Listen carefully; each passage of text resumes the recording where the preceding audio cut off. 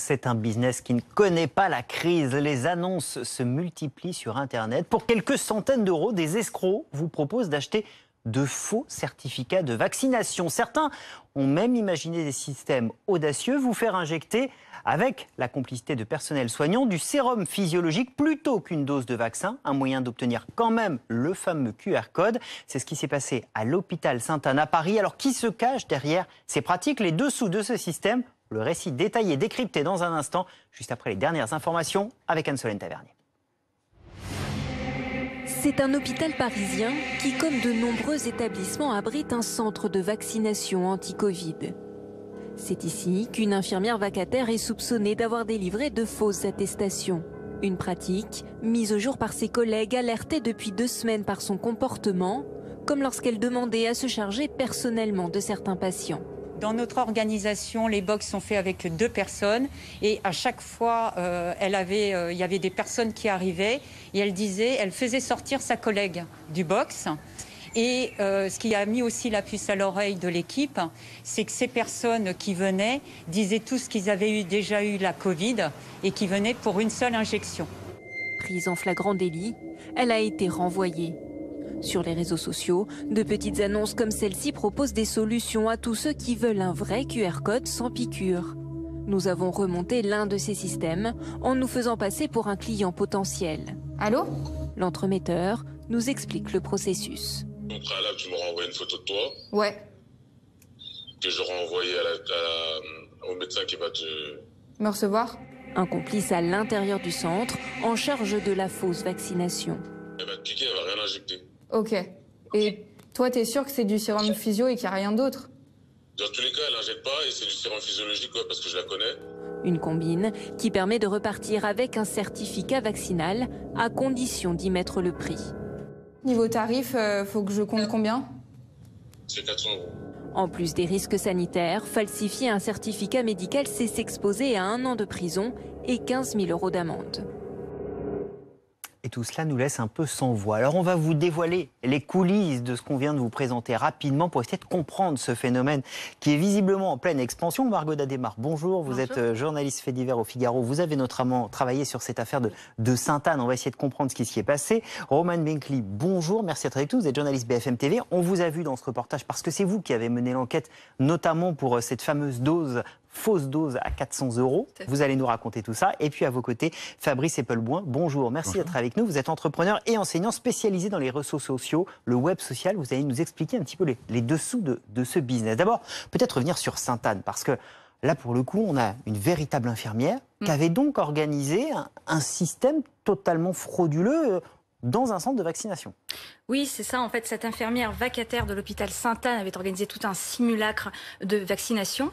Elle délivrait des QR codes à des personnes qui souhaitaient, je cite, contourner certaines mesures ou prendre l'avion, selon une source proche du dossier. En tout cas, le mode opératoire était toujours le même. L'infirmière inscrivait ces personnes sur une liste de personnes à vacciner. Quand ils arrivaient à l'accueil, immédiatement, elle disait qu'elle voulait les prendre en charge personnellement. Ensuite, elle demandait à l'infirmière qui était dans le box, parce que normalement, il y a 2 infirmières dans le box de vaccination, elle demandait à ce qu'elle s'en aille. Et ensuite, elle ressortait, enfin, la personne prétendument vaccinée ressortait avec un faux QR code. Ce sont ces éléments-là qui a permis à ses collègues, ça leur a mis la puce à l'oreille un peu. Ils sont allés prévenir la hiérarchie qui est arrivée dans le box. Et au moment où l'infirmière sortait avec une personne prétendument vaccinée, elle les a confrontés. Elle a été finalement pris la main dans le sac et elle n'a pas nié les faits. Elle a tout de suite admis ce qu'elle faisait. Et au bout de 24 heures, son contrat a été terminé et son employeur principal a été prévenu. Roman, on va remonter ces différentes histoires. Vous, c'est encore un canal différent. Vous êtes passé par les réseaux sociaux. On a vu. D'abord, peut-être nous expliquer comment vous êtes tombé sur ces fausses annonces de vaccination, en tout cas ceux qui vous proposent des fausses vaccinations. Alors, si vous voulez, on m'informe d'un message posté sur les réseaux sociaux, sur un réseau social bien particulièrement qui fonctionne à base de messagerie éphémère, dans lequel il est écrit « Pour tous ceux qui ne veulent pas se faire vacciner et être considérés comme vaccinés, envoyez-moi un message, et en rajoutant ce n'est pas gratuit, bien évidemment. Et en réalité, cette personne renvoie vers un autre homme. Moi, je prends rapidement contact avec cette seconde personne qui, si je puis dire, sera l'entremetteur entre le faux vacciné et le vaccinateur. Donc on échange quelques messages, je lui explique mes réticences quant au vaccin, et je prétexte un voyage à l'étranger pour mon travail et la nécessité pour moi d'avoir rapidement mon QR code et mon pass vaccinal. Donc il est très réactif sur les réseaux sociaux, tout se passe le temps d'un après-midi, il accepte que nous échangions ensemble au téléphone, et c'est à ce moment qu'il va me dérouler tout le principe et tout le processus pour arriver jusqu'à cette fausse vaccination. Alors le schéma de ce processus est assez classique, donc ça va se dérouler dans un centre de vaccination en banlieue parisienne. Il m'explique que la femme qui me recevrait, il la connaît bien et peut justement prendre rapidement rendez-vous pour moi en rajoutant mon nom sur les listes. Il faut que je passe avec un médecin au préalable et que je raconte que j'ai eu le Covid au mois d'octobre. Tout est bien imaginé, rodé, quoi. Tout à fait, ce qui nécessite en soi qu'une seule dose pour moi dans la vaccination. Et il faudrait que je lui envoie une photo de moi pour qu'elle me reconnaisse, donc un petit peu comme Sainte-Anne de toute façon, qu'elle me reconnaisse entre les patients et qu'elle m'isole très rapidement. Et c'est à ce moment-là qu'elle m'injecterait une dose de sérum physiologique et signerait mon papier me déclarant donc bien vaccinée. Ça se passe dans un centre de vaccination au sein d'un hôpital parisien. Ça se passe sur les réseaux sociaux et c'est un phénomène qu'on a l'impression qui se développe. Romane, on a ressorti un petit bout d'une vidéo d'une influenceuse sur les réseaux sociaux. Regardez, un petit extrait. Hello les amis, alors aujourd'hui je vais vous partager un bon plan pour toutes les personnes qui ont peur de se faire vacciner. Il y a à vendre le carnet de vaccination. Pour plus d'informations, ajoutez le snap que je vais vous mettre. Alors vous avez vu ce gros logo, Stop Arnaque, c'est le site internet qui justement vous signale bien cela comme une arnaque. Fabrice Eppelboin, on est frappé par ce qu'on vient de voir là, on est frappé par ces réseaux sociaux qui s'emparent finalement de l'actualité pour de la fraude peut-être massive. Pour l'instant, elle est très difficile à quantifier, mais clairement, il y a fraude. Elle n'est pas très maligne. Une influenceuse qui fait la promotion d'une fraude. Enfin, c'est pas le plus discret. C'est vraiment pas ce qu'il y a de plus discret. Ce qui apparaît pour l'instant a l'air d'être relativement facile à mitiger. Typiquement, s'il y avait une réelle randomisation dans les centres de vaccination et que les infirmiers n'étaient pas en mesure de choisir la personne à vacciner, on éliminerait ce type de fraude. Il resterait certainement les médecins, les infirmières privées, d'autres canaux qui pourraient eux aussi faire l'objet de fraude. Mais la fraude est très clairement localisée sur le personnel médical qui est en charge de la vaccination. Le dispositif technique qui en résulte, le fameux QR code, lui, n'est pas falsifiable. Il faut bien rappeler aux gens qui peuvent se faire avoir, payer les 400 €, obtenir un QR code, ça ne fonctionnera pas. Ah, là, vous allez avoir des problèmes. Parce que le QR code n'est pas falsifiable. Disons que, sauf à ce que la NSA s'en mêle, ça n'est pas falsifiable. Et la NSA a vraiment autre chose à faire. Donc, si vous achetez un QR code tel quel, vous avez 99,9 chances sur 100 de tomber sur une arnaque. Par contre, ce que vous avez découvert à travers les réseaux sociaux, là, oui, vous allez pouvoir obtenir un faux certificat de vaccination qui vous permettra typiquement d'entrer dans des événements ou de traverser des frontières. Romane, c'est un phénomène qui, là, on le décrit en France, mais qui existe à plus large ampleur. En fait, dans tous les pays qui ont été concernés par le Covid, et donc la planète entière, ça existe. Effectivement, et pas uniquement sur les réseaux sociaux. C'est le Times qui raconte un agent de sécurité d'un centre de vaccination, 46 ans, qui lui dérobait les certificats de vaccination. Aux États-Unis, c'est de simples feuilles, et les revendait. Il en a volé près de 528. Et les revend sur le marché noir. Alors, aux États-Unis, c'est pas le même prix qu'en France. Ils les revendent jusqu'à 15 $, soit 12 €. Margot D'Alema, comment a réagi la PHP, les autorités sanitaires? On se dit, c'est anecdotique, c'est une mauvaise histoire, une mauvaise passe, ou on prend ça un petit peu plus au sérieux? Non, évidemment qu'on prend ça au sérieux, au groupe universitaire, hospitalier universitaire de Paris en tout cas. Tout de suite, un signalement a été fait au procureur de la République. Tout de suite, un signalement a été fait alors des infirmiers. L'employeur a tout de suite été prévenu. Il y a également l'agence de santé de Paris, de l'Île-de-France, qui a été saisie.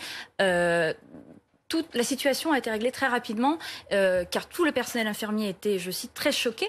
Parce qu'ils sont à fond dans la vaccination, ils ont envie de vacciner. Et là, il y a un élément qui fait que, on pourrait douter, alors qu'à Sainte-Anne, il y a déjà eu 10 000 vaccinations.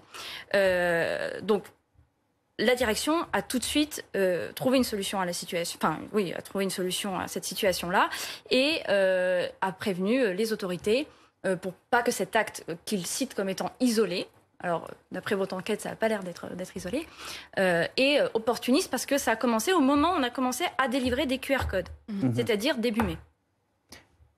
Pas isolé, ça veut dire qu'il faut s'attendre, Romane, à ce qu'on découvre d'autres choses dans les prochaines semaines?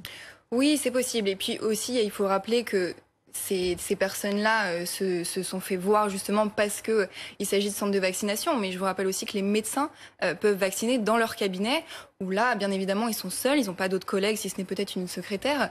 Mais c'est plus plausible, effectivement, que des médecins aussi, dans leur cabinet, puissent déroger à la règle. Là où on est sur quand même une situation assez folle, c'est qu'on est sur des gens prêts à payer 400 € ou plus, prêts à se faire injecter du sérum physiologique.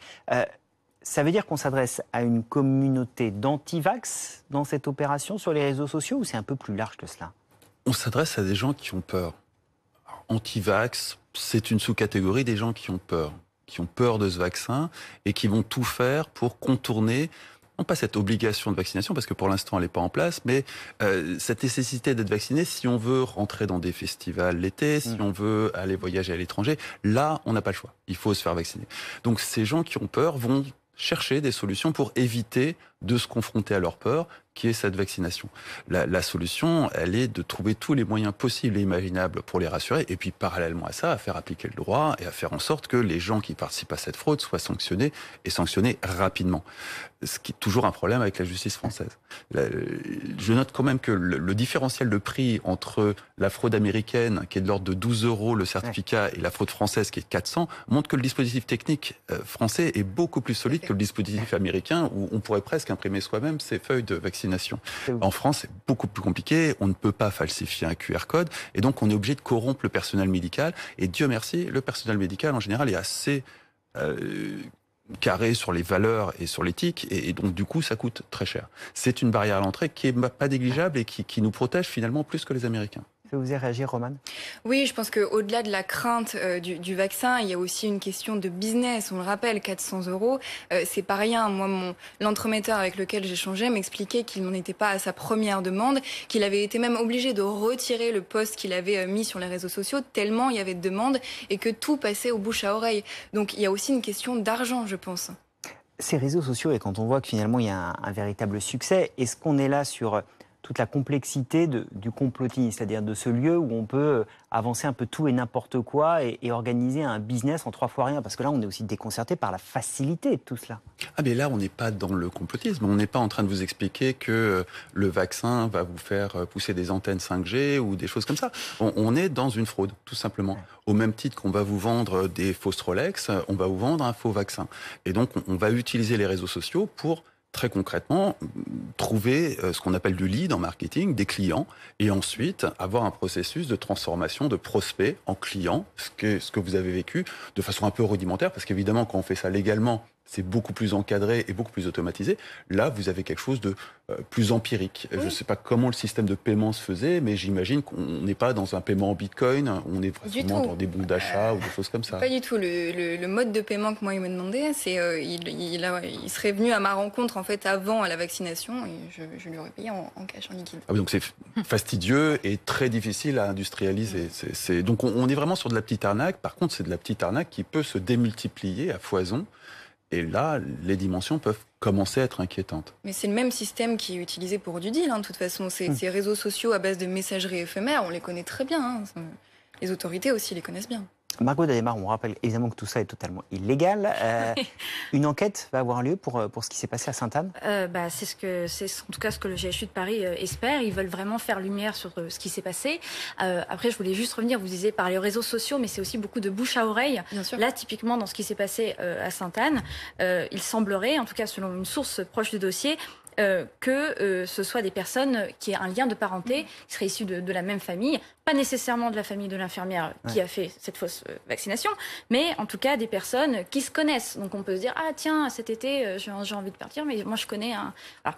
Oui. Donc c'est aussi par le bouche à oreille que ça fonctionne. Okay. En tout cas, le GHU de Paris espère qu'il va y avoir une enquête et le plus rapidement possible. Oui, parce qu'on parlait de l'éthique des soignants et les soignants ont été indignés par ce qui s'est passé à Sainte-Anne. La réaction a été très forte. Oui, totalement, parce qu'ils se sont sentis trahis quelque part, parce que eux sont là pour mener à bien une vaccination qui est quand même importante.